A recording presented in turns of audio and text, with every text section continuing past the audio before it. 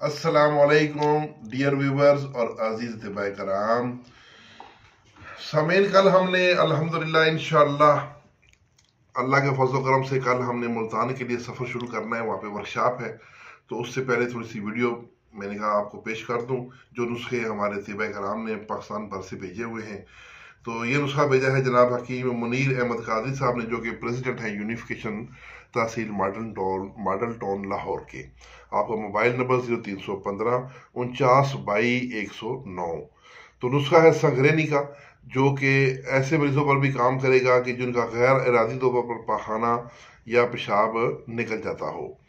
तो ऐसा करना है कि शिंगरफ 2 तोले, अंडे की सफ़ेदी 4 अदद अंडों की सफ़ेदी।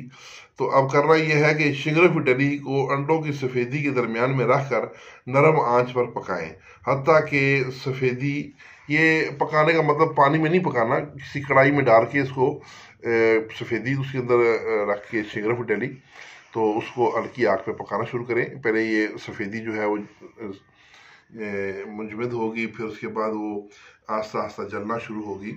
जब जल के सफ़ेदी बिल्कुल कोयला हो जाए, तो उस वक़्त आपने शिंगरफ निकाल के उसको शिंगरफ को 2 घंटे खल कर लें। तो मकदार खुराक है 1 से 2 रत्ती, 1 रत्ती भी काफ़ी है। हमरा पानी सिर्फ 7 दिन इस्तेमाल करवा दें, इंशाल्लाह ये मसला क्लियर होगा। और ये 1 से 2 रत्ती हमरा पानी रोज़ाना इसकी एक खुराक दें। तो इसके साथ ही इजाज़त चाहूँगा। वस्सलाम।